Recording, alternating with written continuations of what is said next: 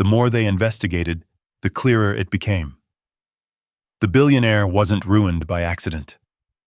There was a time when he was one of the most powerful billionaires in the country, the man behind a tech empire that Wall Street respected and feared. But in a single night, everything collapsed.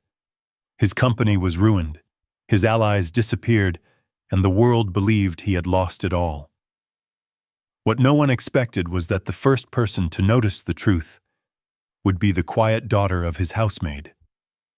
A girl with no power, no wealth, and no influence. Yet she saw something the most powerful executives somehow overlooked. Rain washed the glass towers of Manhattan in silver streaks, turning the city lights into blurred ribbons of red and gold. From 50 floors above Central Park, Daniel Whitmore stood alone in the living room of his penthouse and staring at the glowing skyline that had once felt like his personal kingdom. His phone buzzed again, then again, and again. Each vibration carried another piece of bad news. Whitmore Tech's stock had dropped 20% in the last hour, then 30, then 40. Daniel pressed the phone to his ear. "That's impossible," he said, his voice sharp but controlled. "Our system is protected. No one gets into our servers." Across the line, his chief security officer sounded panicked. "Sir, they already did." Daniel walked toward the floor-to-ceiling windows. Rain streaked down the glass like tears. "What exactly happened?" he asked. "There was a breach in the trading platform. Massive. Someone manipulated the system and triggered automated sell-offs across multiple markets. And our algorithms responded, and everything collapsed." Daniel closed his eyes. "How long?" 2 hours. 2 hours. In 2 hours, the company he had built over 25 years was unraveling like thread pulled from a sweater. Another call came through. The board. He answered. "Daniel," said a familiar voice, cold and distant. Victor Langston. Victor had been his partner for nearly 20 years. "Don't start," Daniel said quietly. "I already know about the breach." Victor's voice was calm, too calm. "The board is convening an emergency vote." Daniel felt something tighten in his chest. "A vote for what?" "To remove you as CEO." For a moment, the only sound in the room was the rain tapping against the windows. "You're joking," Daniel said. "I wish I were." "You think this is my fault?" Victor sighed. Public perception matters. Investors are panicking. Someone has to take responsibility." "Someone?" Daniel repeated slowly. Victor didn't answer. The silence said everything. The call ended. Daniel lowered the phone slowly. Outside, the city continued moving like nothing had changed. Taxis splashed through puddles. Sirens echoed between skyscrapers. People hurried under umbrellas. But up here, 50 floors above the street, Daniel Whitmore's world had just cracked open. A soft sound came from behind him, the faint clink of porcelain. Daniel turned. Standing quietly near the dining table was Ruth Johnson. She had worked in this penthouse for over a decade. Every morning she arrived before sunrise, cleaning, cooking, keeping the quiet machinery of the household running smoothly. Tonight, she should have been gone hours ago, but she hadn't left. Ruth carried a small tray with a teacup and placed it gently on the table. "Thought you might need something warm," she said. Daniel stared at the cup. Steam curled into the air. He gave a tired laugh. "You picked a strange night to play hostess." Ruth folded her hands calmly. "It's cold outside." Daniel walked past her toward the couch and dropped into it, rubbing his forehead. "You know what's happening, right?" he said. "The company is collapsing. My accounts are frozen. The board is voting me out before sunrise." Ruth nodded slightly. She had seen the news alerts on her phone while riding the subway earlier. "You don't need to stay," Daniel said after a moment. Your job is about to disappear along with everything else. Ruth didn't move. I wasn't planning on leaving just yet. Daniel looked up at her. You understand what I'm saying? Yes, sir. So why are you still here? Ruth looked toward the wide windows where the storm rolled across the city. Because storms pass faster when someone waits them out with you. Daniel stared at her for a moment, unsure if he had heard correctly. He had spent years surrounded by executives, investors, analysts. None of them had ever said something like that. Another vibration rattled his phone on the glass table. He didn't pick it up. I built everything from nothing, he murmured. A tiny office in Queens, 3 computers, no investors. He let out a breath. And now it's gone. Ruth said nothing. She simply pulled a chair out from the dining table and sat down across from him.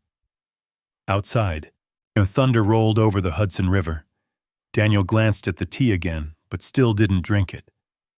Ruth, he said quietly, I need to be honest with you. Yes, sir. You should start looking for another job. Her expression didn't change. I'll manage. I mean it, he continued. The banks will take this place. Probably tomorrow. Everything is falling apart. Ruth finally reached forward and nudged the teacup closer to him. Well, she said gently, you should drink that before it gets cold. Daniel laughed softly despite himself. You're not worried? Oh, I'm worried, she said. But not about tea. Daniel lifted the cup slowly and took a sip. It tasted simple. Chamomile. The kind his mother used to make when he was a boy. For a moment, the tension in his chest loosened. Thank you, he said quietly. Ruth nodded. Of course. Another flash of lightning illuminated the city. Daniel looked down at his phone again. Hundreds of messages, lawyers, reporters, board members, but none from friends. Funny how quiet the world became when money disappeared. Ruth stood and began clearing the kitchen counters the way she always did, as if tonight were no different from any other night. After a while, Daniel spoke again. Do you ever wonder, he asked, how fast everything can change? Ruth wiped the counter slowly. Yes. And sometimes, she said, change is the only way people see what was always there. Daniel frowned slightly. I'm not sure I follow. Ruth smiled faintly. You will. He watched her move around the kitchen, calm, steady, unhurried, like the storm outside had nothing to do with her. But the truth was, Daniel had never really known Ruth Johnson. To him, she had always been part of the background of his life, invisible. Yet tonight, when everyone else had disappeared, she was the only person still standing in the room. Daniel leaned back against the couch. The rain grew heavier. Ruth? Yes, sir? You have family? She hesitated. My daughter. Does she live in the city? Yes. What does she do? Ruth smiled slightly. She studies computers. Daniel nodded absently. Good field. He stared back out at the rain. Tell her not to start a company, he muttered. Ruth chuckled softly. I'll keep that in mind. For a while they sat in silence. The storm continued beating against the windows. Somewhere below, a siren wailed through the wet streets. Daniel Whitmore didn't know it yet. But the quiet woman cleaning his kitchen, and the daughter she had just mentioned, were about to change his life in a way no boardroom, investor, or billion-dollar deal ever could. And before the sun rose over Manhattan the next morning, the billionaire who once believed he needed no one would discover that the only people who stayed beside him were the ones he had never truly seen. Morning arrived slowly over Brooklyn, not with the polished glow of Manhattan skylines, but with the rattling sound of garbage trucks, the hiss of city buses pulling to the curb, and the distant hum of the subway beneath the streets. On Fulton Street, a line had already formed outside a small brick building with a faded sign that read, Community Hope Kitchen. Inside, warm light spilled from old hanging lamps. Yes, the smell of coffee and toasted bread filled the room, while volunteers moved between stainless steel tables, stacking trays and stirring large pots of oatmeal. Among them was Naomi Johnson. She wore a gray hoodie with the sleeves pushed up to her elbows, her curly hair tied back loosely. In front of her sat 3 second-hand laptops lined up across a scratched wooden table. A group of neighborhood kids gathered around her, their eyes focused on the glowing screens. Okay, Naomi said gently, tapping the keyboard. If you change that line right there, what happens? A boy named Luis squinted at the code. It makes the game move faster?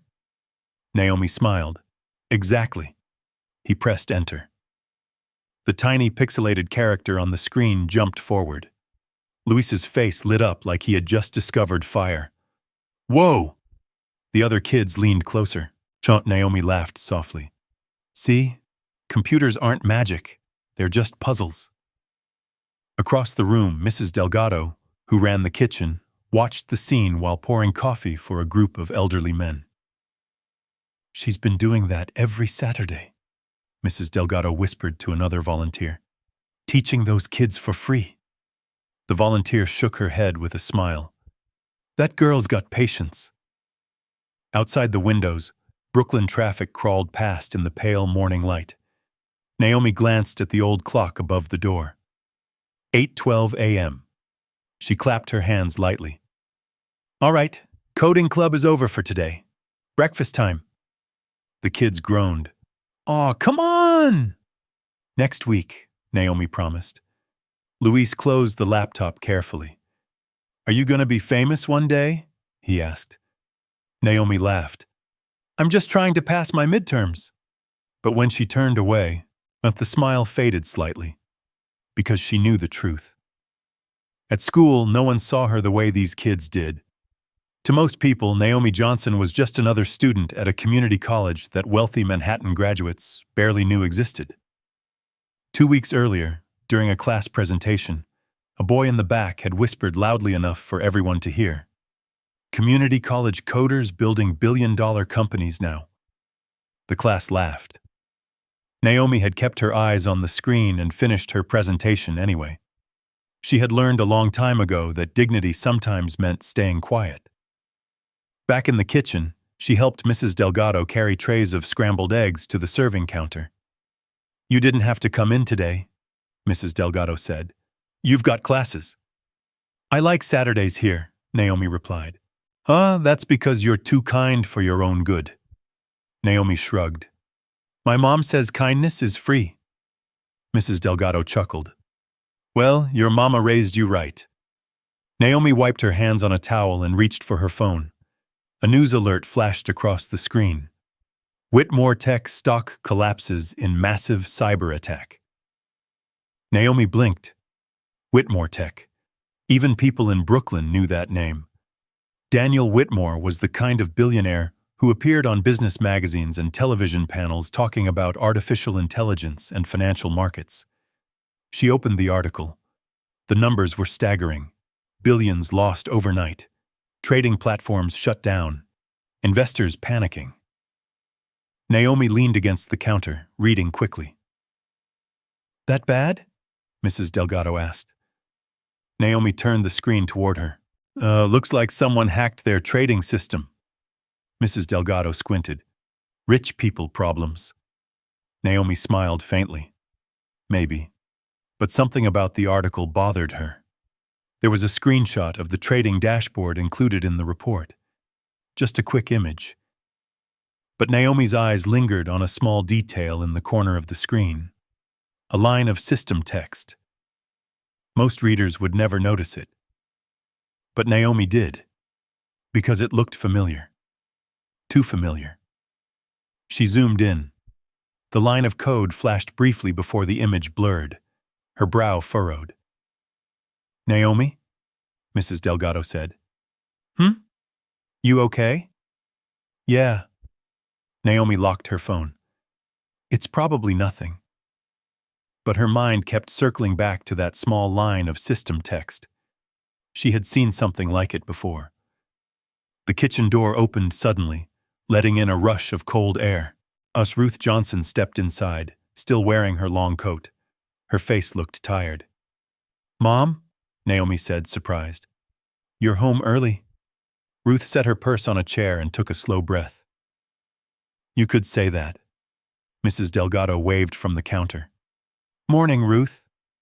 Morning. Naomi walked closer. What happened? Ruth hesitated. The company your boss works for, Whitmore Tech. Naomi blinked. Yeah? They're saying the CEO might lose everything. Naomi looked back at her phone. You mean Daniel Whitmore? Ruth nodded. Naomi leaned against the counter. Wow. Ruth sighed softly. He looked like a man who just watched his whole life fall apart. Naomi studied her mother's face. You stayed? Of course I stayed. Naomi smiled faintly. That sounds like you. Ruth looked around the kitchen. You're teaching the kids again? Just a little coding. Ruth watched Luis packing up the laptops carefully. You always help people, she said quietly. Naomi shrugged. It's not a big deal. Ruth touched her shoulder gently. It is. Naomi looked back at her phone once more. Whitmore Tech, cyber attack, collapsed trading system. Her thumb hovered over the screen. She opened the article again. This time she zoomed in on the image. And there it was. That same strange line of code. Naomi's heart skipped. Because suddenly she wasn't just curious anymore. She was certain. That line of code didn't belong there. Not in a trading platform. Not in a system like Whitmore Tech. And if she was right, then the billionaire who had just lost everything hadn't been attacked by some random hacker, or someone inside that company had opened the door. Naomi stared at the screen in silence. Outside, the rumble of a subway train shook the windows, and somewhere across the river in Manhattan, Daniel Whitmore was still sitting in a dark penthouse, believing his empire had collapsed by accident. But Naomi Johnson was beginning to suspect something very different, something much bigger, something that could change everything. She just didn't know yet that solving that mystery would soon pull her directly into the life of the billionaire her mother worked for. Across the East River, Manhattan looked calm in the pale gray light of early morning. Glass towers rose above the city like silent monuments, reflecting clouds that drifted lazily across the sky. But inside one of those towers, nothing was calm. So the boardroom of Whitmore Tech was silent, except for the faint buzz of overhead lights. 12 executives sat around a long black table, each one dressed in expensive suits that suddenly felt heavier than usual. On the large screen at the end of the room, red numbers flickered across a financial dashboard. Whitmore Tech stock had lost 60% of its value overnight. Daniel Whitmore stood near the window, looking down at the city far below. 25 years. 25 years of work had built the company behind him, and now the room felt like a courtroom waiting for a verdict. Victor Langston cleared his throat. Victor had always been polished. Tall, silver-haired, calm in a way that made investors trust him instantly. Let's begin, he said. Daniel didn't turn around. Victor tapped a button on the remote. The screen changed to a timeline of the cyber attack. At 7:42 p.m. yesterday evening, Victor said smoothly, an unauthorized process began running inside our automated trading system. Another board member leaned forward. How did someone get inside our servers? Victor spread his hands. That's what we're trying to determine. Daniel slowly turned from the window. No, he said quietly. You're not. The room went still. Victor looked at him calmly. Daniel, This isn't the time for accusations. Daniel walked toward the table. I designed that system, he said. No outside hacker could break into it in 2 hours. A murmur rippled through the board members. Victor tilted his head slightly. You're suggesting what exactly? I'm suggesting, Daniel said, that someone inside this company opened the door. Silence fell over the room again. Victor leaned back in his chair. That's a serious claim. Daniel stared at him. So is losing $10 billion overnight. One of the board members, a nervous man named Harris, rubbed his temples. The press is already calling this the biggest corporate security failure in a decade. Victor nodded solemnly. And investors are panicking. He looked around the table. We have to protect the company. Daniel laughed softly. Protect it from what? The truth? Victor met his eyes. From instability. Another board member spoke up. Daniel, markets need confidence. Right now they believe the breach happened under your leadership. Daniel felt the weight of the words settle in the room. Under your leadership, 25 years. Reduced to one sentence. Victor folded his hands neatly on the table. We're not saying you caused the attack, he said gently. But perception matters. Daniel stared at him. You're removing me. Victor sighed. The board will vote in 10 minutes. Daniel looked around the room. Men he had hired. Men he had mentored. Men who once shook his hand and called him a genius. Now they avoided his eyes. Only Victor looked directly at him. And in Victor's calm expression, Daniel suddenly saw something that made his stomach tighten. Not fear, not concern, control. The realization struck like cold water.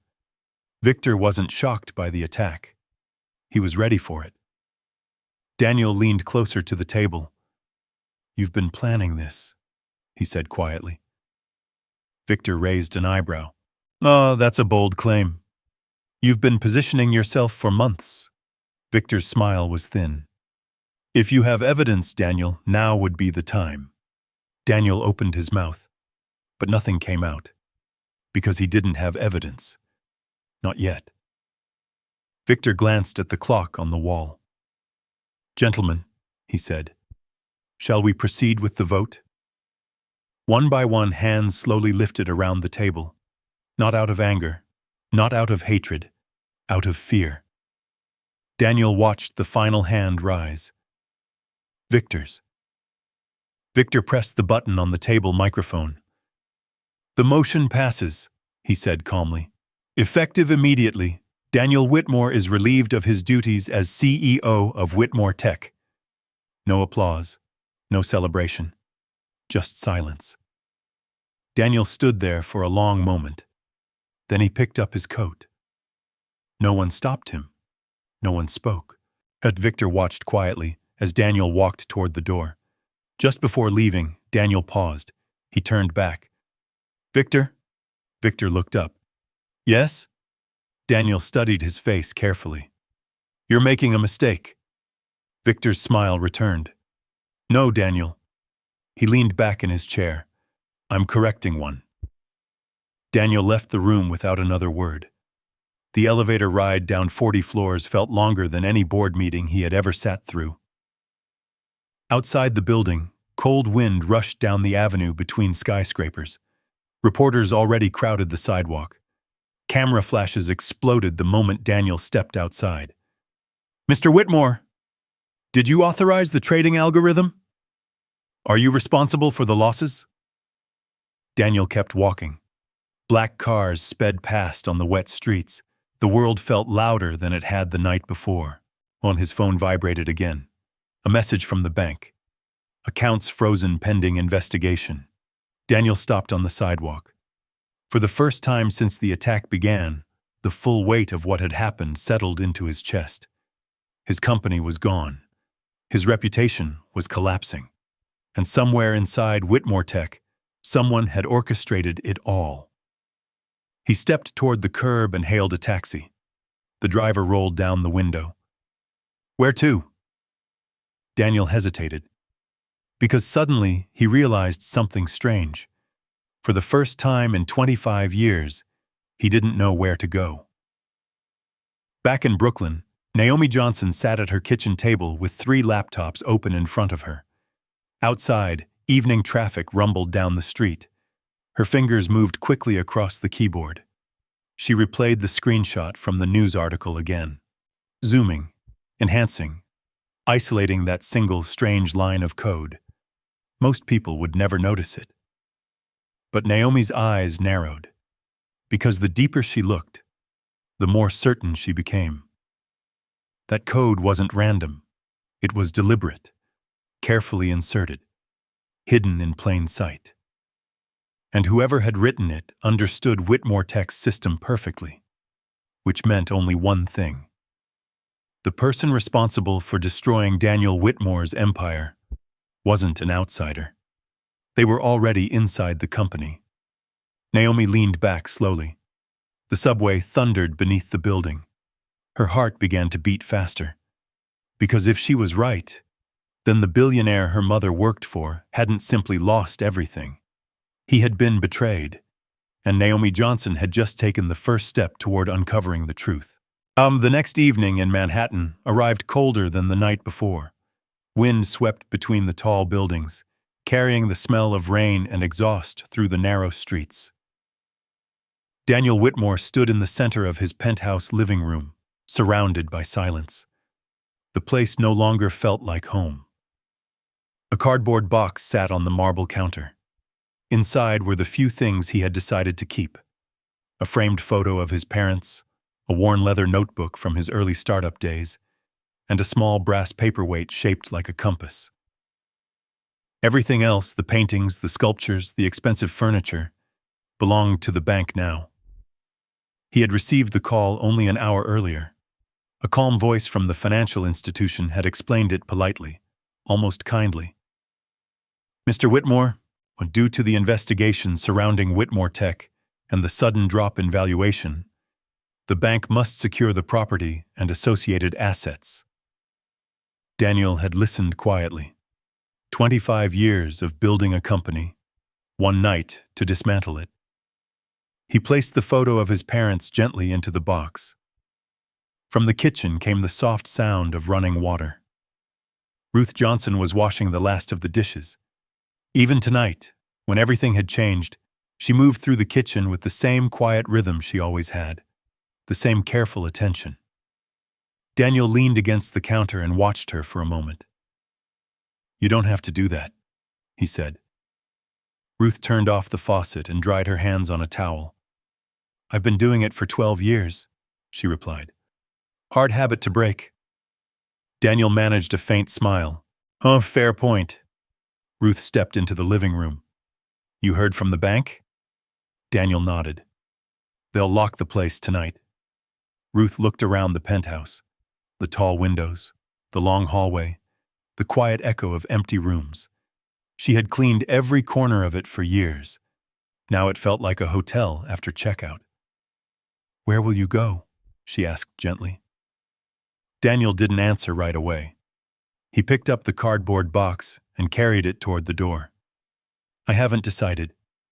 Ruth frowned slightly. "You don't have family here?" "Not anymore." "Friends?" Daniel gave a quiet laugh. "Turns out most friendships in my world were business arrangements." Ruth studied his face. Outside, thunder rolled softly over the city. "You can't stay in a hotel tonight," she said. "Why not?" "Because reporters will be waiting in every lobby." Daniel considered that.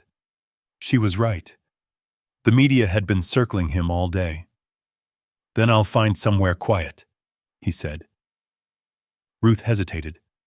Then she spoke. "My apartment isn't fancy." Daniel looked at her. "It's small," she continued. "Old building. The subway rattles the windows sometimes." He waited. "But there's a couch." Daniel blinked. "You're offering me a place to stay?" "Just for a little while." He shook his head immediately. "No, Ruth. I can't do that." Why not? Because I'm the reason your job just disappeared. Ruth tilted her head slightly. You think I stayed here 12 years for the paycheck? Daniel didn't answer. She continued quietly. My mother used to say something when I was a girl in Georgia.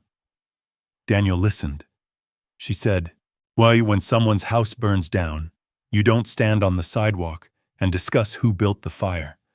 You bring them a blanket. Daniel stared at her. And right now, Ruth said softly, you look like a man standing in the cold. Outside, lightning flashed across the sky. For a moment, Daniel didn't know what to say. No board member had offered help. No investor had called. No friend had knocked on the door. But the woman who had quietly cleaned his kitchen for 12 years was offering him shelter. He let out a slow breath. Your daughter lives there too, doesn't she? Yes. She might not want a disgraced billionaire sleeping on her couch. Ruth smiled slightly. My daughter believes people deserve kindness. Daniel looked down at the box in his hands, then back at Ruth.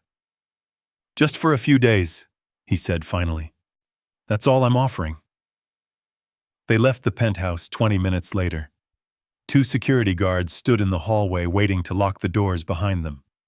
Daniel handed over the keys without speaking.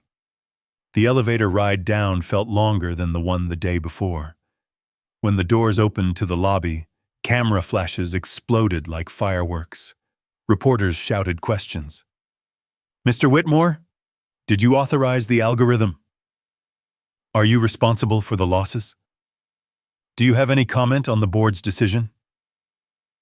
Daniel kept his head down and walked straight to the exit. Ruth followed calmly beside him.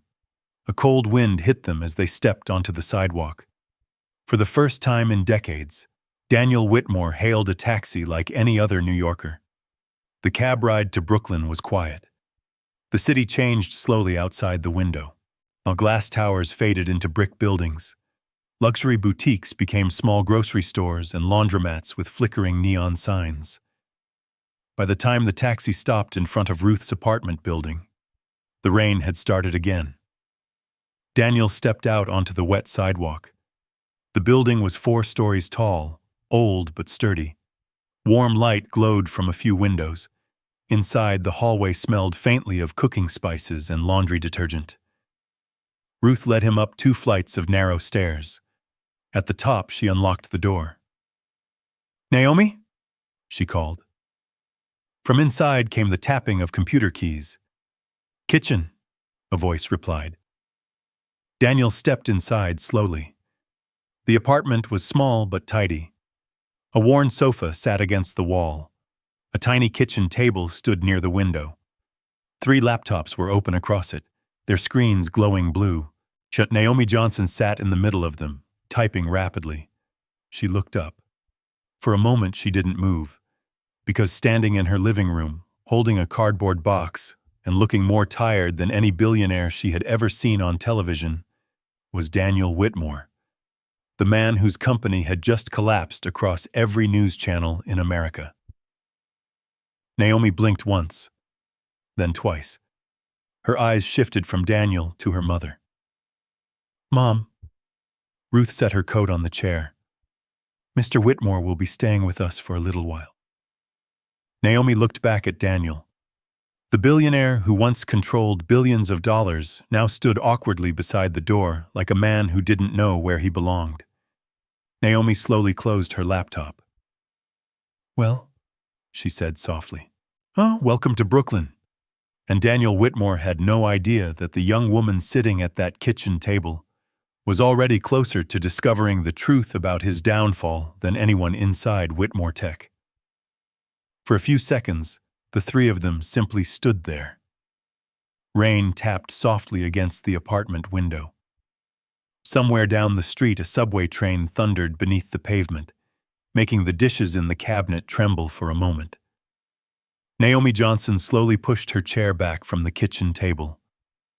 Up close, Daniel Whitmore looked different from the confident billionaire she had seen on television. His shoulders seemed heavier, his eyes tired. The expensive coat he wore still carried the scent of rain and cold city air, but there was something else in his expression too, something uncertain, but like a man who had stepped into a world he didn't quite understand. Naomi offered a small smile. "Well," she said gently, "I guess tonight's been a long day." Daniel nodded. "That would be an understatement." Ruth hung her coat by the door and moved toward the stove. "I was about to heat up some leftovers," she said. "Nothing fancy." Daniel opened his mouth to protest, then stopped. He suddenly realized he hadn't eaten all day. "That sounds good," he admitted quietly. Naomi watched him for a moment before turning back to the laptops spread across the table. "You can sit," she said, sliding one of the chairs away from the table. Daniel placed the cardboard box beside the couch and sat carefully, as if unsure he belonged there. The apartment felt warm compared to the storm outside. The kitchen lights were soft, yellow, and the smell of garlic and chicken filled the air as Ruth reheated a pan on the stove. Naomi closed one of her laptops but left the others open. Daniel noticed lines of code glowing across the screen. "You work with computers?" he asked. Naomi glanced at him. "I try to." Daniel leaned slightly closer to the table. "What kind of work?"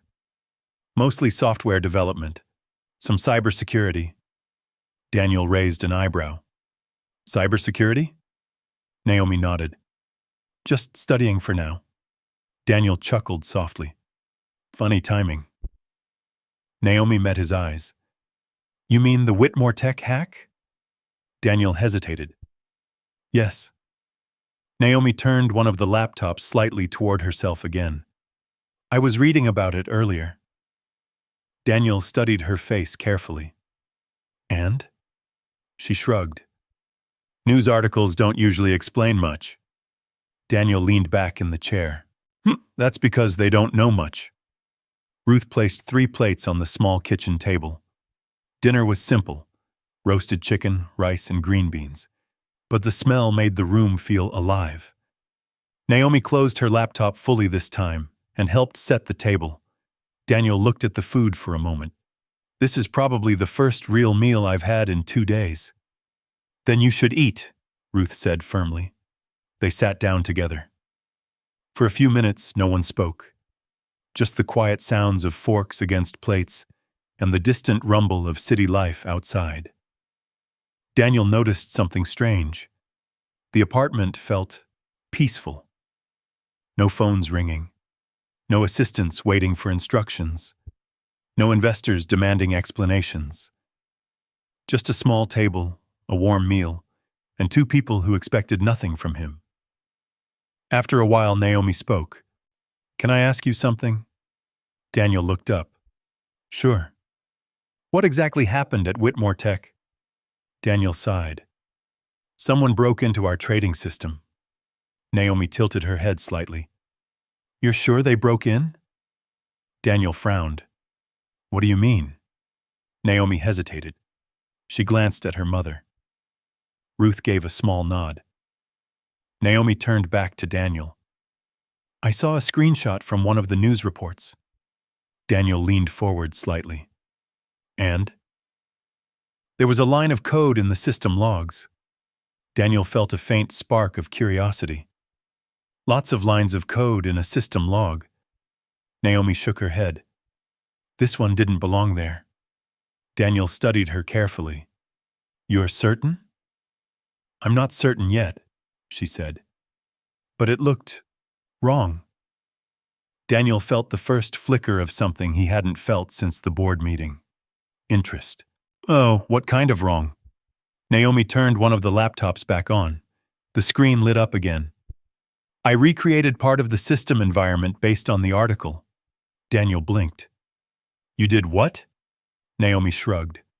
"It's not that hard if you know how the algorithms work." Daniel leaned closer. Lines of code scrolled across the screen. She pointed to a highlighted section. "Right here." Daniel's eyes narrowed. "That's impossible." "That's what I thought too." Daniel's voice dropped slightly. That function shouldn't even exist in the public version of our trading platform. Naomi nodded slowly. Exactly. Daniel's pulse quickened. Where did you find this? From the screenshot. Daniel stared at the screen again.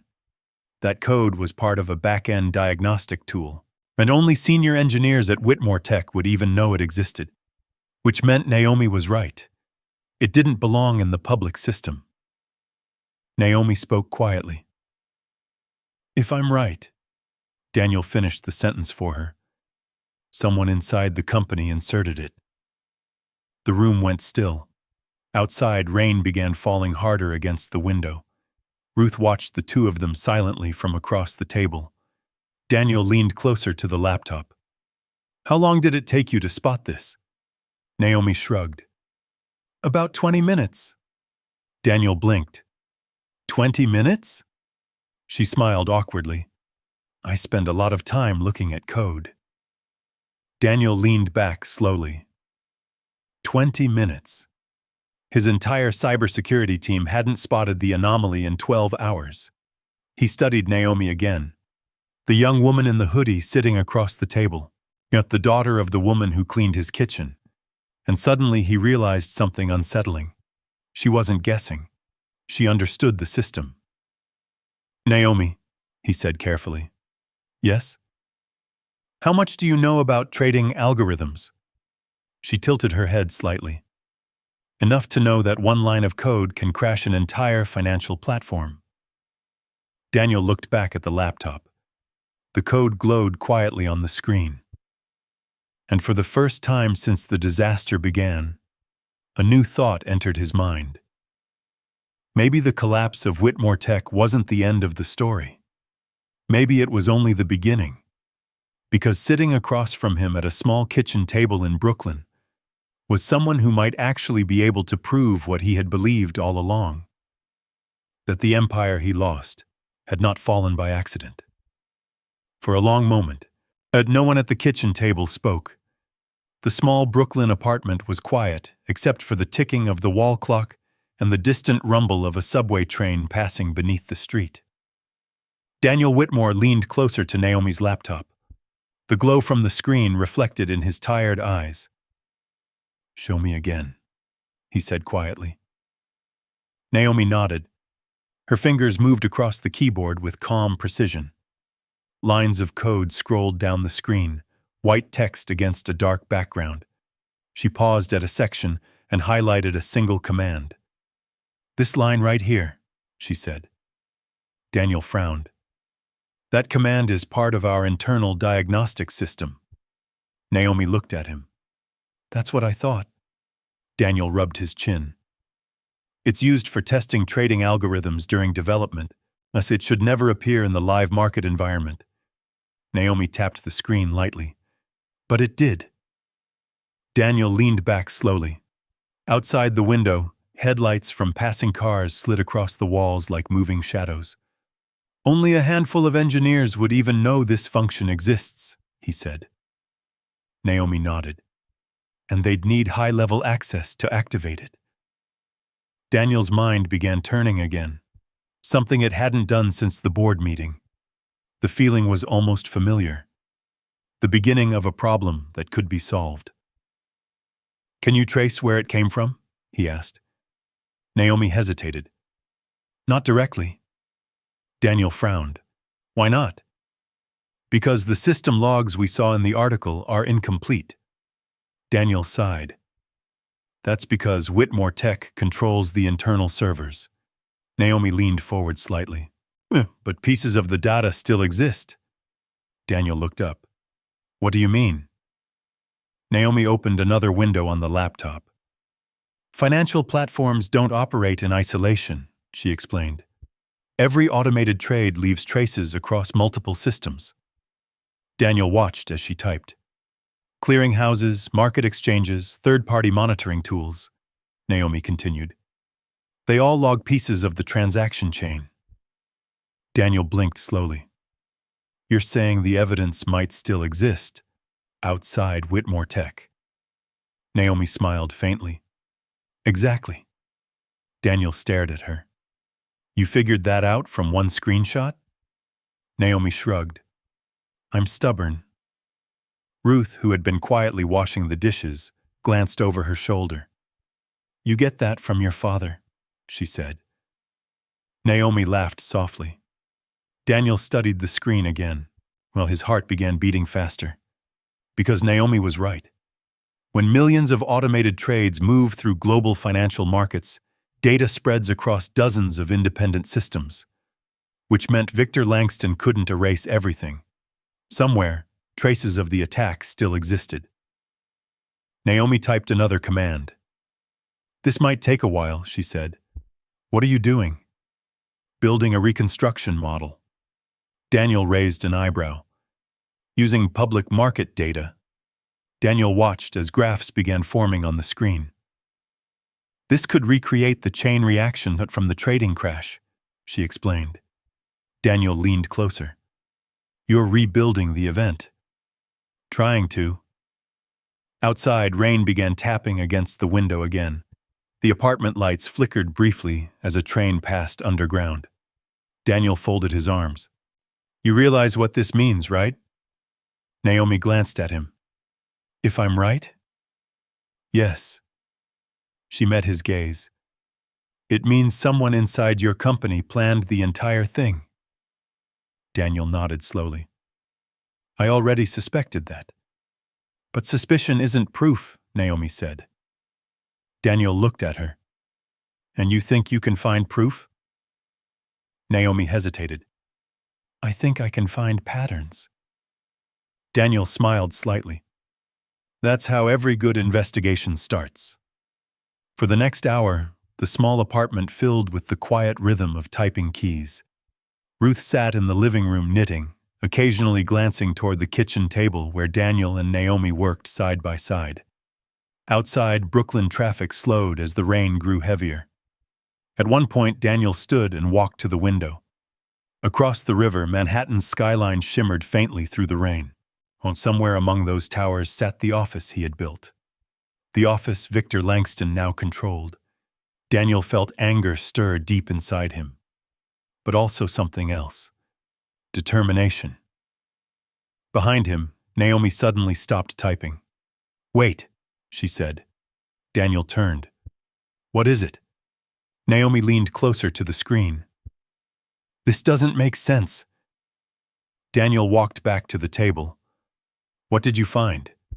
Naomi pointed to a sequence of timestamps. These trades happened too fast. Daniel squinted.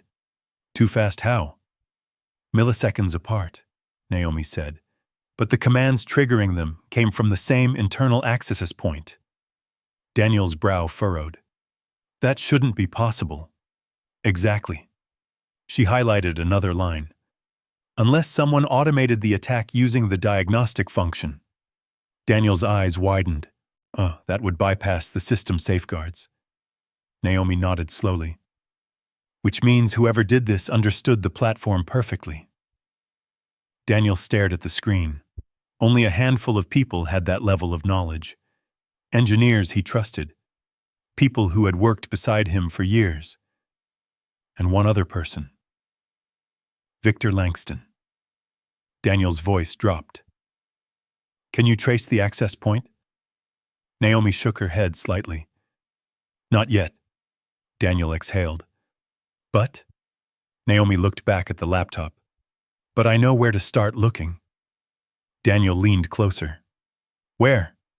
Naomi tapped a small icon on the screen. The command signature. Daniel blinked. That's embedded in the code.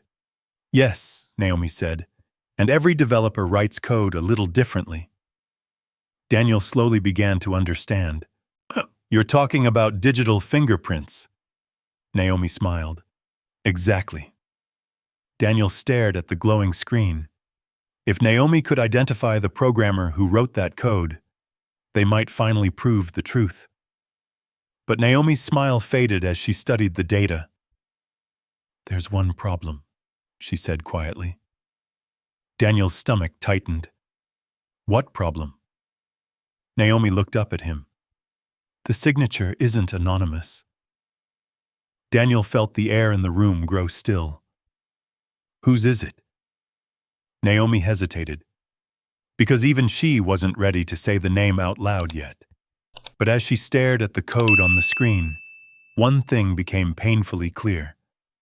The person who destroyed Daniel Whitmore's empire hadn't just been an insider.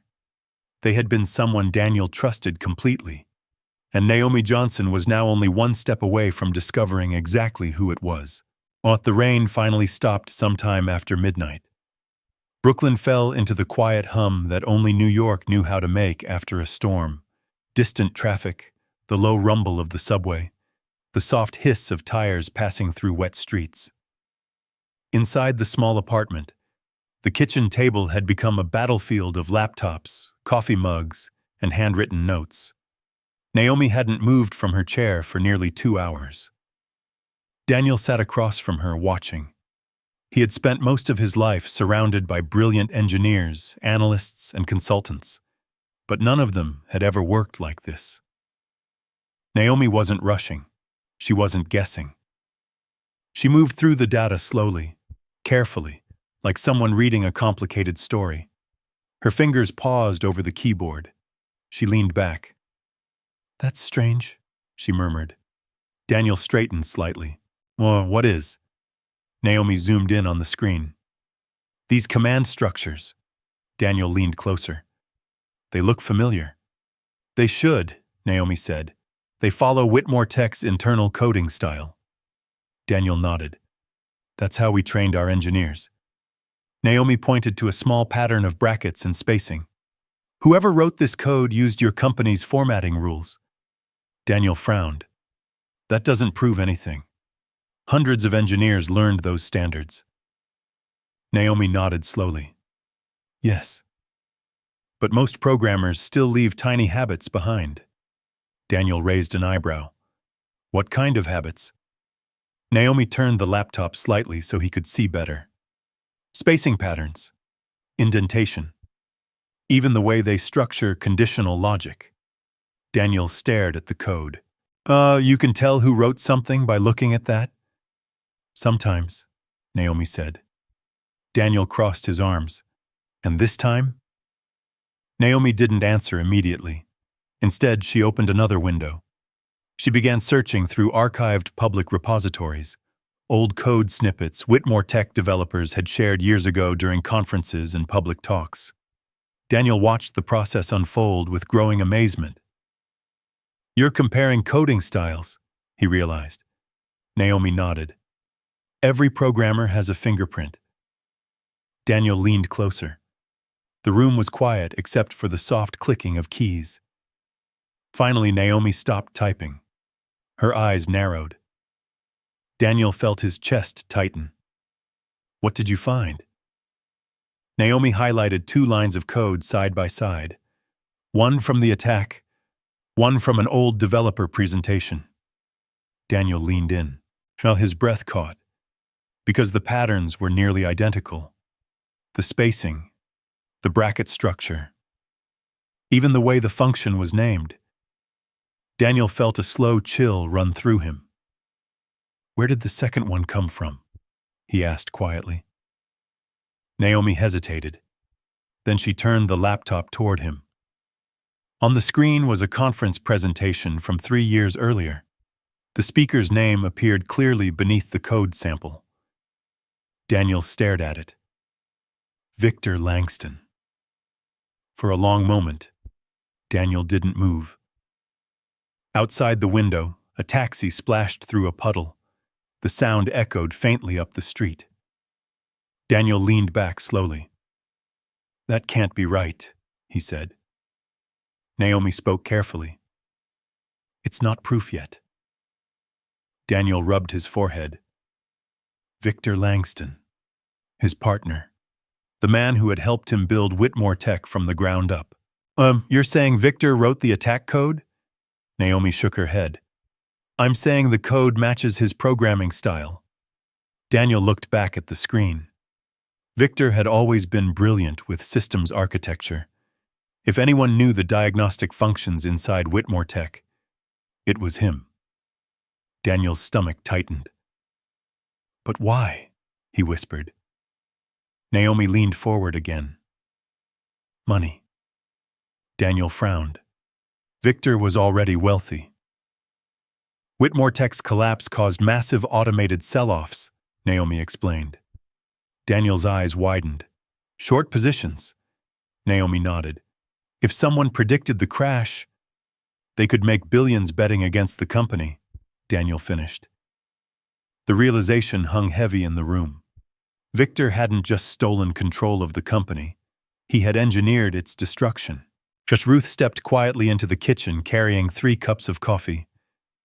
You two look like detectives, she said gently. Daniel looked up. Ruth, your daughter may have just uncovered the biggest corporate betrayal I've ever seen. Ruth set the coffee cups down calmly. I had a feeling she might. Naomi gave a small, embarrassed smile. It's still just a theory. Daniel shook his head slowly. No. He pointed to the screen. That code signature. That's Victor. Naomi took a sip of coffee.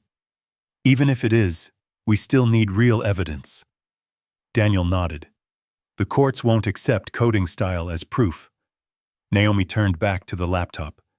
That's why we keep digging. Daniel leaned forward again. The exhaustion that had weighed on him all day was fading. For the first time since the collapse of Whitmore Tech, yet he felt something else rising in its place. Hope. But Naomi's fingers suddenly froze above the keyboard. Daniel noticed immediately. What happened? Naomi stared at the screen. This is weird. Daniel's pulse quickened again. What is? Naomi slowly turned the laptop toward him. This data path. Daniel looked. What about it? Naomi pointed to the connection logs. The attack wasn't launched from inside Whitmore Tech's headquarters. Daniel blinked. What do you mean? Naomi zoomed in on the routing information. The command originated from a remote access server. Daniel's voice dropped. Where? Naomi hesitated, because the location on the screen made her stomach tighten. She looked up at Daniel. You're not going to like this. Daniel felt the room grow still again. Just say it. Naomi took a breath. The server that launched the attack is registered to Victor Langston's private office. Daniel stared at the screen. Outside, the wind rattled the apartment window. And in that quiet Brooklyn kitchen, the truth about Whitmore Tech's collapse had just moved from suspicion to something far more dangerous. The kitchen grew quiet again. Daniel Whitmore stared at the laptop screen as if the letters might rearrange themselves into something less painful. Victor Langston. The name sat there in cold, digital certainty. Outside, the streetlights of Brooklyn reflected off puddles left by the storm. A bus rumbled past, its headlights sliding across the apartment walls before disappearing again. Daniel slowly leaned back in his chair. For a long time, he said nothing. Naomi watched him carefully. Mr. Whitmore? Daniel exhaled slowly. Call me Daniel, he said. Naomi nodded. Okay, Daniel. Ruth stood quietly beside the sink, her hands wrapped around a warm coffee mug. She knew that look in Daniel's eyes. It was the look of someone remembering things they wished they had noticed sooner. Daniel rubbed his forehead. Victor and I started Whitmore Tech together, he said quietly. Naomi listened. He handled systems architecture. I focused on trading algorithms and business strategy. He paused. For years, we trusted each other completely. Naomi glanced back at the screen. The digital evidence still glowed there. Daniel's voice lowered. If Victor planned this, he didn't just betray me. He betrayed thousands of employees. The room felt heavier after those words. Naomi nodded slowly. Oh, that's why we need proof. Daniel looked back at the screen. You said the server belongs to his private office. Yes. That's strong evidence. Not strong enough, Naomi said. Daniel frowned. What do you mean? Naomi turned the laptop slightly toward him. This tells us where the attack command originated. Daniel nodded. But Victor's lawyers could claim someone hacked his server. Daniel sighed. And they'd probably convince a jury. Naomi nodded again. That's why we need something deeper. Ruth stepped forward slightly. What kind of proof? Naomi pointed to the laptop. The execution logs. Daniel leaned closer. When a command like this runs on a system, Naomi explained, it leaves traces, hidden ones. Daniel's mind began moving again. You're talking about internal timestamps. Yes. And system authorization trails. Exactly. Daniel frowned slightly. But those logs are stored inside Whitmore Tech servers. Naomi nodded. And Victor controls those now. Daniel looked down at the table. For a moment, hope seemed to slip away again. Then Naomi spoke. Not all of them. Daniel looked up. What do you mean? Naomi opened another window on her laptop. Financial exchanges maintain independent monitoring logs. Daniel blinked. Of course. Every major trade passes through clearing networks, Naomi continued. And those networks timestamp transactions independently. Daniel leaned closer again. If we compare those timestamps with the attack sequence, Naomi finished the thought. We can reconstruct the chain of commands. Daniel stared at her. You really think we can do that? Naomi gave a small smile. I already started. Daniel felt something strange rise inside him. Pride. Not in himself, but in the young woman sitting across from him. Ruth watched the two of them quietly. Her daughter had always been brilliant, but seeing Daniel Whitmore listen to her like this, that was new. Naomi typed quickly again. Numbers scrolled down the screen. Lines of market data began forming into patterns. Daniel leaned forward, studying every movement. How long will this take? Naomi shrugged. A few hours?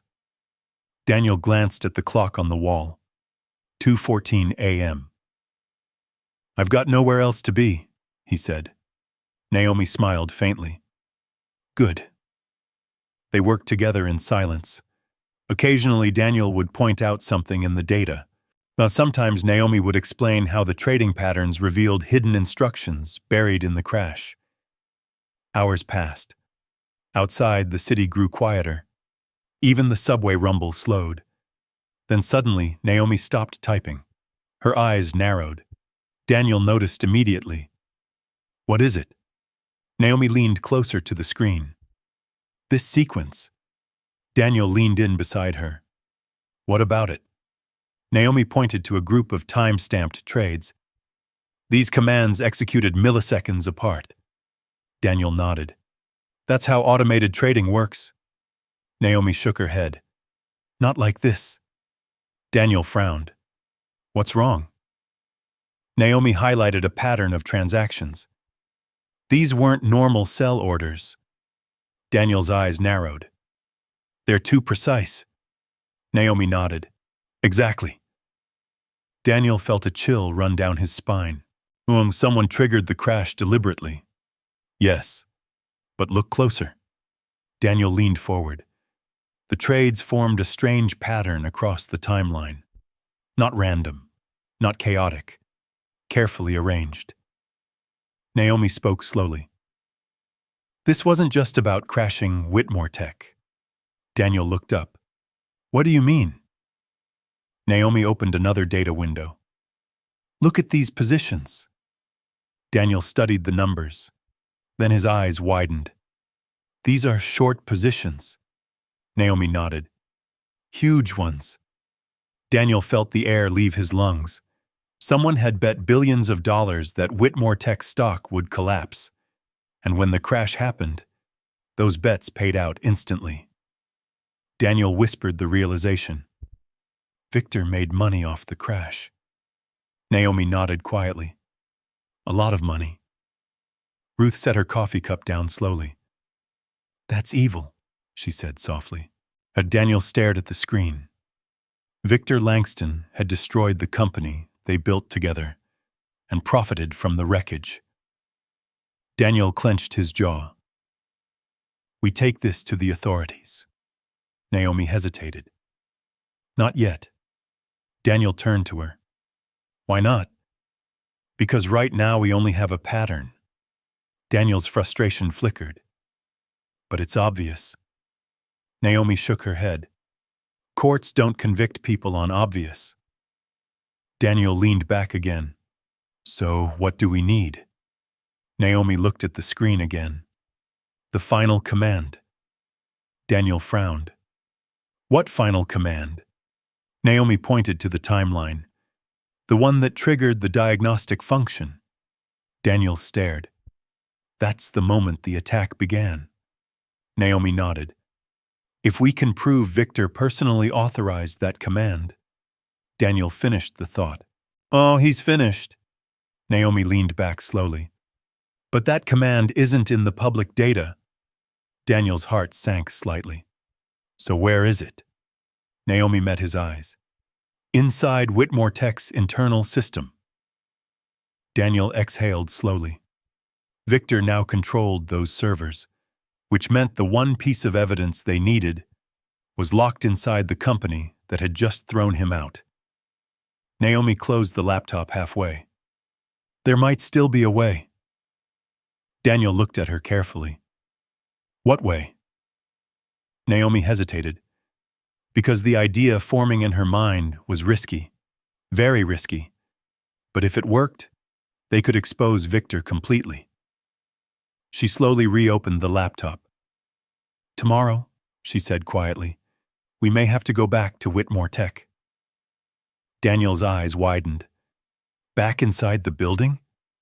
Naomi nodded. If we want the truth." "That's where it is."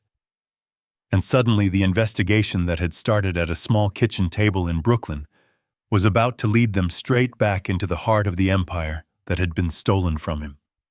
Outside the apartment window, the city hummed with its usual midnight rhythm. Car tires whispered over wet asphalt. Somewhere down the block, a subway train roared beneath the street like distant thunder. But inside the small kitchen, the world felt strangely still. Daniel Whitmore sat motionless at the table. Across from him, Maya slowly turned her laptop screen toward him. On it was a spreadsheet. Dozens of financial transfers, shell companies, offshore holding accounts, names that looked random at first glance. But when Maya highlighted several columns, a pattern emerged. These companies," she said quietly, tapping the screen. "They're all connected." Daniel leaned forward. "Connected how?" Maya exhaled slowly. "They all lead back to Whitmore Tech." For a moment, neither of them spoke. The name alone carried weight. Once it had been Daniel's family's legacy, an American technology giant built by his grandfather decades earlier. Now it existed only as a distant headline, a corporate ghost swallowed by scandal and bankruptcy, or at least that's what the public believed. Daniel's jaw tightened. "But Whitmore Tech collapsed," he said. "The board dissolved, investors pulled out, the company was liquidated." "That's the story people were told," Maya replied. She clicked another tab. New documents filled the screen, legal filings, corporate restructuring notices, and internal memos buried deep inside regulatory archives. "But look closer." Daniel studied the documents, and then he saw it. Whitmore Tech had not truly collapsed. It had fractured. Pieces of it had been quietly sold, transferred into smaller private firms. Each company controlled a fragment of the original technology, each piece too small alone to raise suspicion. But together, they formed something almost identical to the original empire. Daniel felt a chill crawl up his spine. "Someone dismantled the company," he said slowly. Maya nodded. "And rebuilt it somewhere else." Silence filled the kitchen again. The implications were enormous. If this was true, Whitmore Tech had not been destroyed by market failure. It had been strategically taken apart, like a machine stripped for parts. Daniel's voice dropped. Who would have the power to do that? Maya didn't answer immediately. Instead, she scrolled further.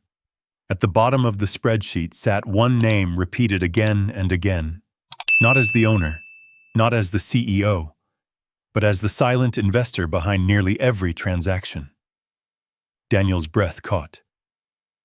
Victor Lang. The name hung in the air.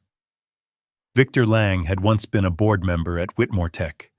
Charismatic, brilliant, trusted, until the day the company collapsed. After that, he had vanished from the public spotlight. No interviews, no press appearances, just quiet rumors that he had moved his investments overseas. Daniel rubbed his forehead slowly. Victor was on the board the night everything fell apart. And now, Maya said softly, he appears to own the pieces. Daniel leaned back in his chair. But for years he had believed Whitmore Tech's collapse was a tragedy of bad timing, market pressure, and internal disagreements. But now something darker began to take shape. What if it wasn't an accident? He murmured. Maya met his eyes. That's exactly what I'm thinking. Rain began tapping lightly against the window. The room felt smaller suddenly. He stared again at the spreadsheet. Why would he destroy the company just to rebuild it? Maya closed the laptop halfway and folded her arms. Because when a company collapses publicly, its assets become cheap. Daniel's eyes widened. And no one asks questions. She nodded. Especially if the chaos makes it look like everyone lost. Daniel stood slowly. His mind raced through memories he had tried to bury for years. Boardroom arguments, strange financial reports. The sudden resignation of two senior engineers weeks before the collapse. At the time, it had all seemed like coincidence. Now it looked like a blueprint. Someone had engineered the downfall, and Victor Lang had quietly gathered the pieces. Daniel walked to the window. Below, the streetlights reflected off puddles like shards of glass. If Victor owns the rebuilt network, he said, why keep it hidden?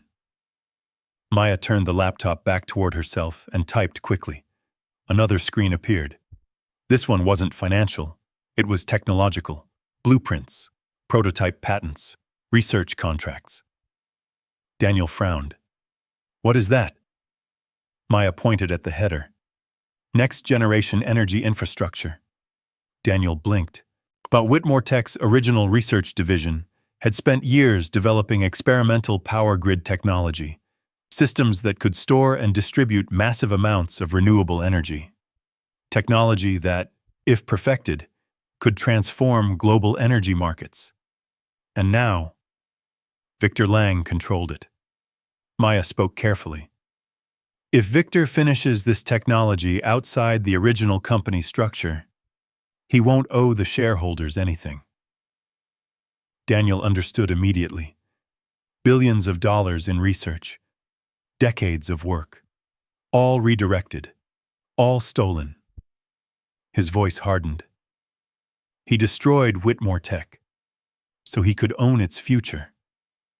Maya nodded slowly. And if we're right, he's closer to finishing the project than anyone realizes.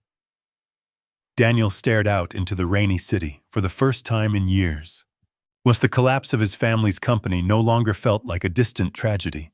It felt personal, calculated, deliberate. Behind him, Maya spoke again. There's something else. Daniel turned. What? She hesitated, then rotated the laptop again.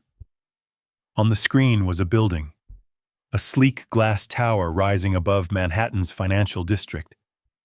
Daniel recognized it instantly. That's impossible, Maya swallowed.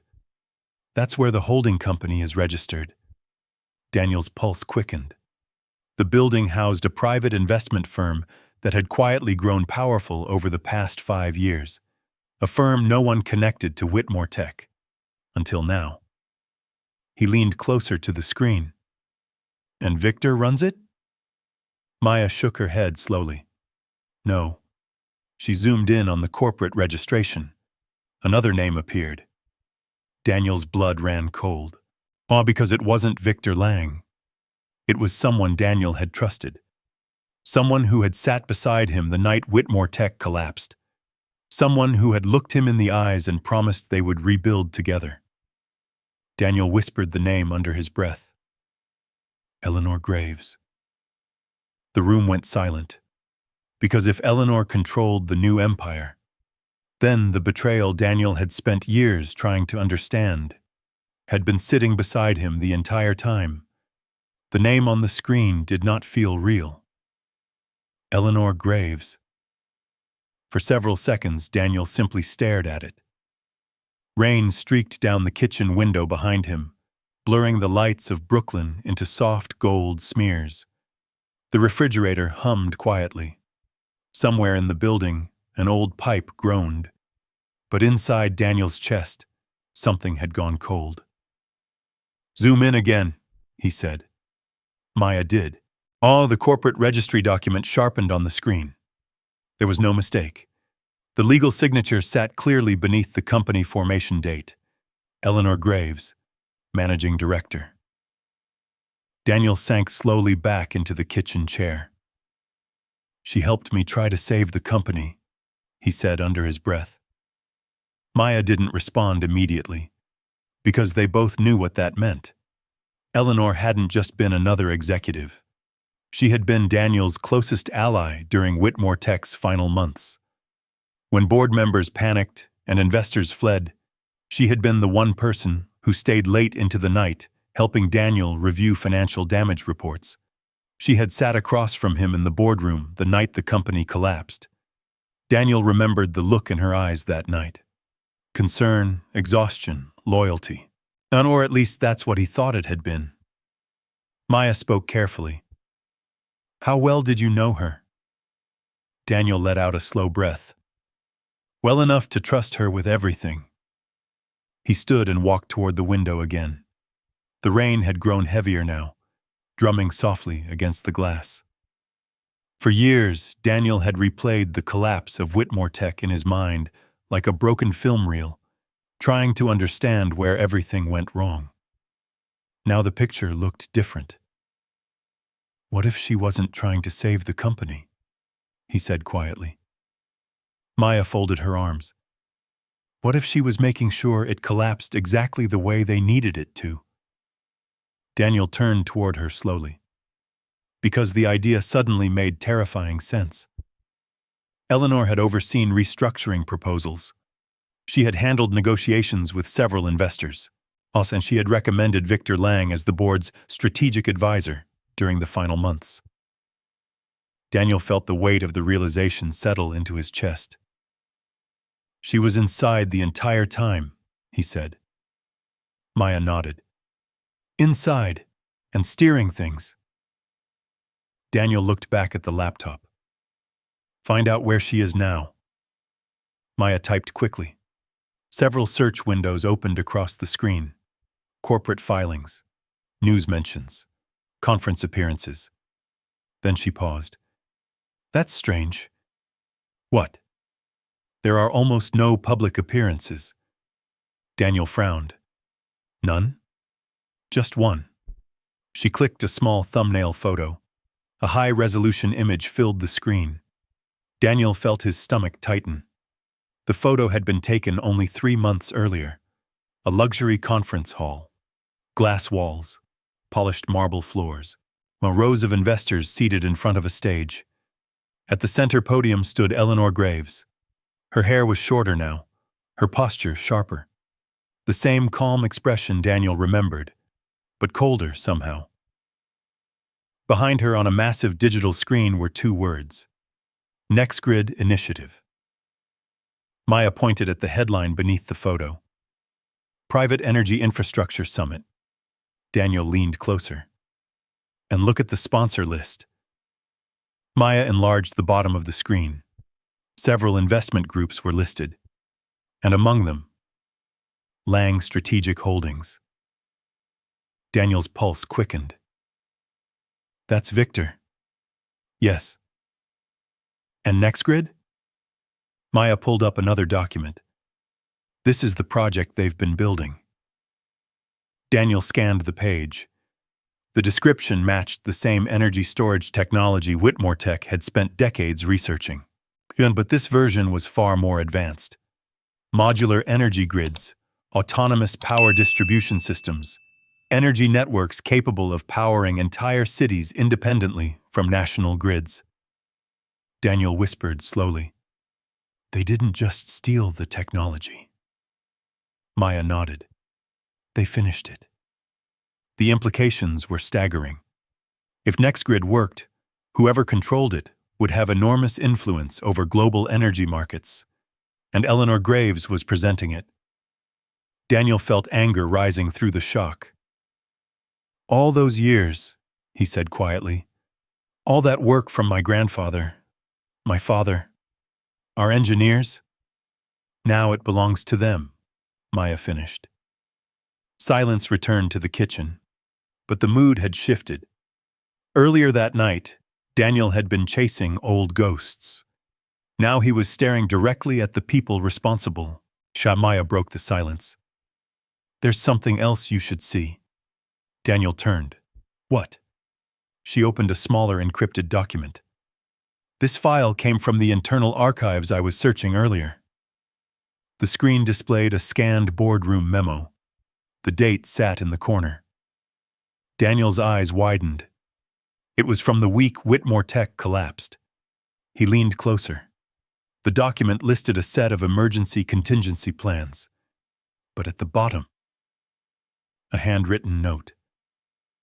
Daniel recognized the handwriting instantly. Eleanor Graves. The words were brief, but they sent a chill down his spine. Phase 1 complete. Daniel's voice barely rose above a whisper. She planned it.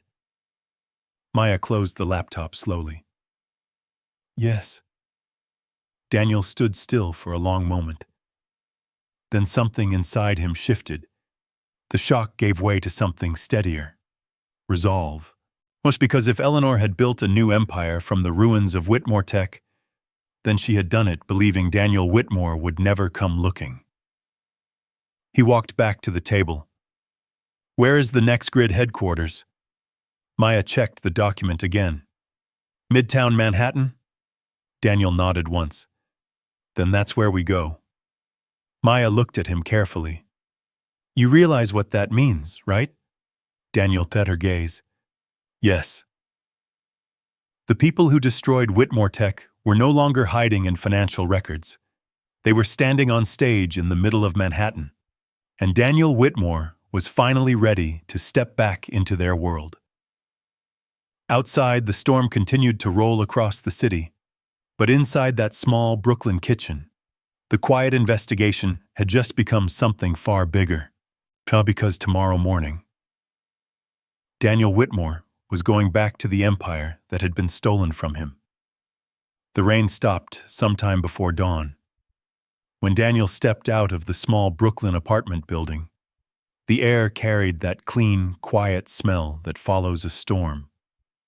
The sidewalks still glistened beneath the streetlights, reflecting the pale blue of the early morning sky. The city was just beginning to wake. Delivery trucks rumbled past. A bakery on the corner opened its doors, releasing the warm scent of fresh bread into the cool air. Commuters hurried toward the subway, coats pulled tight against the lingering chill. But Daniel moved slowly. For 5 years, he had lived a quiet life far from the glass towers of Manhattan, far from boardrooms, investors, and headlines. But now every step toward the subway felt like stepping back into a past he had tried to bury. Maya walked beside him, holding a small tablet. "You don't have to go in today," she said. Daniel gave a faint smile. That's exactly what they expect. The subway ride into Manhattan was silent. The train roared through dark tunnels, its metal wheels screaming against the tracks. Inside the car, tired commuters stared down at their phones or out the window. Daniel barely noticed them. His mind was somewhere else, back in a boardroom 5 years earlier. The memory returned with startling clarity. A long, polished table, floor-to-ceiling windows overlooking the city, executives arguing in low, tense voices, and Eleanor Graves sitting calmly at the far end of the table. He remembered how she had leaned forward, speaking carefully, while explaining why certain divisions had to be sold quickly to keep the company afloat. He had believed her. Now that memory felt like a knife twisting slowly. The train screeched to a stop at Midtown. Daniel and Maya climbed the stairs into the morning light. And there it was. The Manhattan skyline stretched above them like steel and glass mountains. At the center of it stood a tower Daniel had never noticed before. Tall, polished, silent. NextGrid headquarters. The building rose more than 50 stories into the sky, its reflective glass walls catching the sunlight like a blade. Daniel stopped on the sidewalk across the street. For a moment, he simply looked at it. 5 years ago, Whitmore Tech had owned buildings like this all over the world. Now the technology inside this one belonged to someone else. Still want to go in? Maya asked. Daniel's answer was simple. Yes. They crossed the street. The building's entrance doors slid open with quiet precision. Inside, the lobby looked nothing like the chaotic corporate spaces Daniel remembered. It was calm, minimal. White marble floors stretched across a vast open space. A living wall of green plants climbed toward the ceiling. Soft instrumental music played somewhere above them. At the far end of the room sat a curved reception desk. Behind it, a woman in a dark suit looked up. "Good morning," she said politely. "Do you have an appointment?" Daniel approached the desk. "No." The receptionist smiled professionally. "I'm sorry, but all visitors must schedule meetings in advance." Daniel reached into his coat pocket. For a moment, Maya wondered what he was doing. Then he placed a small metal card on the desk. The woman glanced down. At first, her expression didn't change. Then she froze, because engraved on the card was a name she clearly recognized. Daniel Whitmore. Founder's family. Whitmore Tech. Her eyes widened slightly. Daniel spoke quietly. "I'm here to see Eleanor Graves." The receptionist hesitated. I'll need to contact security." Daniel nodded.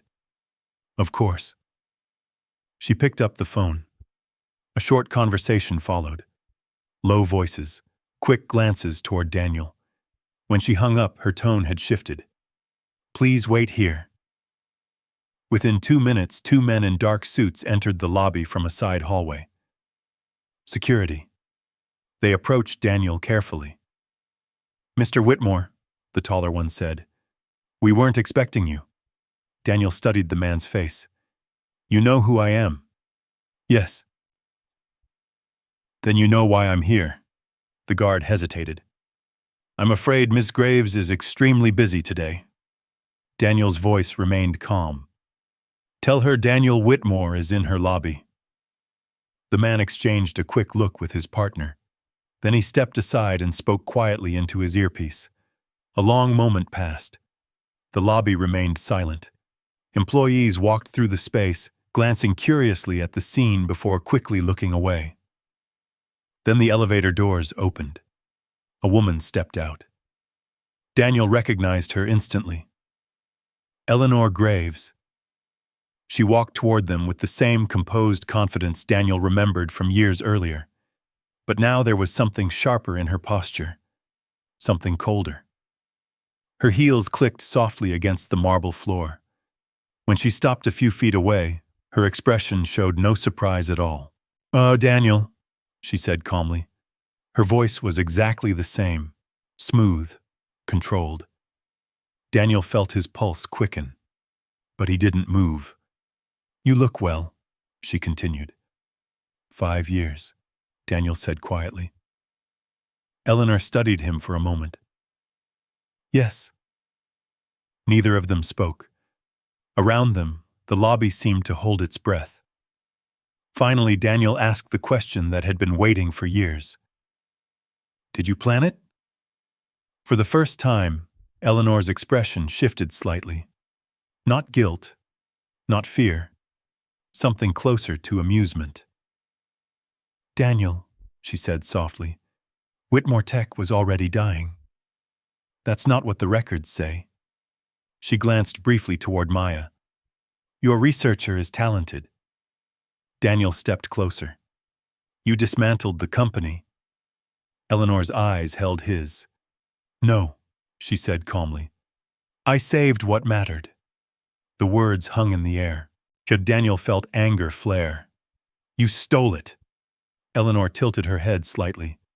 "Did I?" She gestured toward the towering building around them. This technology would never have survived inside Whitmore Tech's old structure. Too many investors, too many politics, too much fear. Daniel shook his head. "So you destroyed the company." "I transformed it." The two of them stood face to face now, 5 years of silence between them. Finally, Eleanor spoke again. "If you came here for revenge, Daniel, you're too late." Daniel met her gaze steadily. "I didn't come for revenge." Eleanor raised an eyebrow. "Then why are you here?" Daniel's voice was quiet. "To finish what my family started." For the first time since she entered the lobby, Eleanor Graves stopped smiling. Because in Daniel's eyes, she saw something she had not expected. But he wasn't the broken man who disappeared 5 years earlier. He had come back ready to fight. And the empire she believed she controlled might not belong entirely to her after all. For a moment, the vast marble lobby seemed to shrink around them. Employees passing through slowed their steps without meaning to. Conversations faded. Even the quiet music floating from the ceiling speakers felt distant now. Eleanor Graves studied Daniel Whitmore carefully. 5 years ago, he had been exhausted when she last saw him, worn down by collapsing stock prices, furious shareholders, and a boardroom ready to tear itself apart. The man standing in front of her now was different, calmer, steadier, and far more dangerous. Eleanor folded her arms lightly. "That's a bold statement," she said. Daniel didn't blink. "Oh, truth usually is." Maya stood a few steps behind him, watching the two of them like a silent witness to a duel neither had expected to fight today. Eleanor glanced briefly toward the reception desk. "Let's not do this in the lobby." She turned toward the elevators without waiting for an answer. "Come upstairs." Daniel and Maya exchanged a quick look. Then they followed. The elevator ride to the 43rd floor was silent. Glass walls revealed the city stretching out below them, Manhattan unfolding like a map of steel and sunlight. Yellow taxis crawled through the avenues far beneath them. The Hudson River glimmered in the distance. Daniel remembered the feeling of standing in elevators like this years ago. Back then, it meant control, power. Now it felt like stepping into enemy territory. The elevator doors slid open with a soft chime.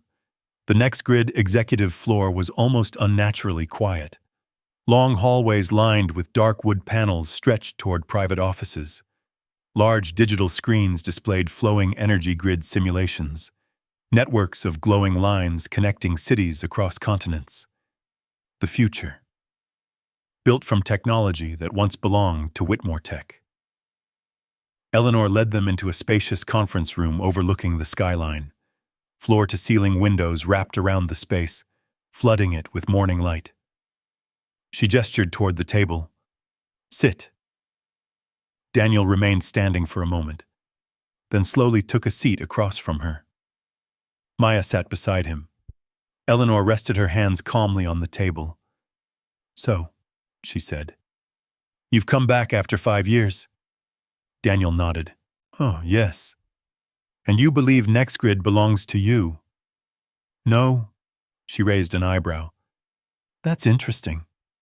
Daniel leaned forward slightly. I believe Whitmore Tech's intellectual property was stolen. The air in the room grew heavier. Eleanor didn't react immediately. Instead, she walked to the window and looked out over the city. You still think in simple terms, she said quietly. Ownership, theft, betrayal. Daniel's voice stayed level. That's because those things happened. Eleanor turned back toward him. You're forgetting something. What? She stepped closer. The world changed. She tapped a control panel on the wall. The massive screen behind her flickered to life. Energy networks appeared across the globe, glowing nodes connecting continents like constellations. This, she said, gesturing toward the display, is what Whitmore Tech was trying to build for 20 years. Daniel stared at the network map. He recognized the architecture instantly. It was their original system, only larger, more advanced. Autonomous energy grids, Eleanor continued. Cities that power themselves without national infrastructure. Entire regions independent from fossil fuels. Daniel felt a familiar weight in his chest. His grandfather had dreamed about this technology decades earlier. Whitmore Tech engineers had worked countless nights trying to make it possible. Eleanor's voice softened slightly. And now it works? Maya spoke for the first time. At what cost? Eleanor looked at her. At the cost of reality. She returned her attention to Daniel. Whitmore Tech could never have completed this project. Why not? Because public companies don't move fast enough. Investors panic. Governments interfere. Innovation dies in committee meetings. Daniel shook his head. So you decided to take it. I decided to save it. The words echoed through the room. Daniel studied her carefully. And Victor Lang? Victor understood the opportunity. So he dismantled the company. Eleanor's expression hardened slightly. Whitmore Tech collapsed because it had already lost control. Daniel slid a document across the table. The scanned memo Maya had found earlier. Phase 1 complete. Eleanor's eyes dropped briefly to the paper. For the first time, a flicker of recognition crossed her face. You were planning it before the collapse, Daniel said quietly. Eleanor didn't deny it, and instead she sat down again. Some companies are too important to fail, she said calmly, and some leaders are too sentimental to make the decisions necessary to save them.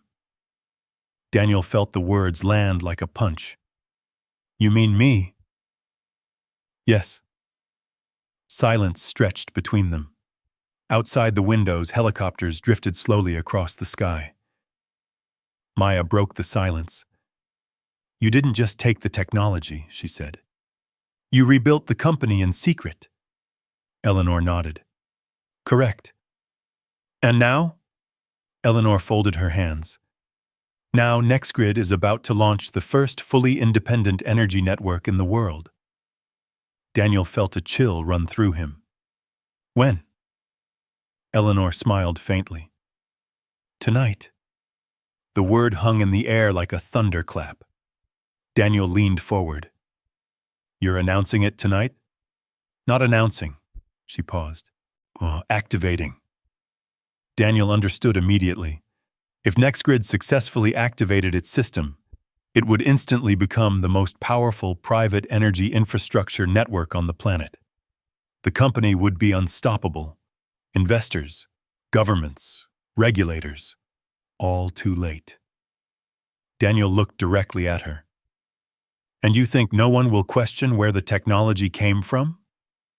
Eleanor's smile returned. They already have. And? She shrugged lightly. Success tends to silence inconvenient questions. Daniel sat back slowly. 5 years ago, Eleanor had been one of the smartest strategists he knew. Now she had built something even bigger than Whitmore Tech ever was. But she had made one mistake.